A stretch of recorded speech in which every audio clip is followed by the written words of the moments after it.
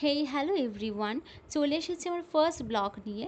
গত 14ই জুন ছিল আইসিসিআর অডিটোরিয়ামে এক সুন্দর রাবীন্দ্রিক সন্ধ্যা, যেখানে আমরা পারফরমেন্স করেছিলাম রবীন্দ্রনাথ রচিত বিদায় অভিশাপ কবিতা অবলম্বনে নৃত্যনাট্য কচ ও দেবযানী। তো প্রথমেই আমরা চলে গেলাম হলের ভেতরটা, ঢুকেই জাস্ট অবাক। হলের ভিতরটা এত সুন্দর যে কী আর বলবো, জাস্ট অসাধারণ। তো আমরা যে যার মতো এবার রেডি হতে চলে গেছি, যেহেতু আমাদের শোয়ের টাইমটা এগিয়ে আসছিলো। তো আমরা যে যার মতো মেকআপ ড্রেস পরে রেডি, যদিও সবার পুরোটা এখনও কমপ্লিট হয়নি, এখনও বাকি আছে, কিন্তু আমরা তাড়াহুড়ো করে রেডি হয়ে গেলাম।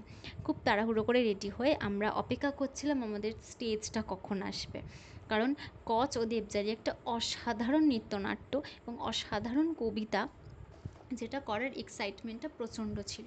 এবং রবীন্দ্রনাথের প্রত্যেকটা নৃত্যনাট্য থেকে আমরা শিখি, এবং রবীন্দ্রনাথের নৃত্যনাট্য আমরা যতবারই করি না কেন আমাদের কখনোই সেটা পুরনো বলে মনে হয় না।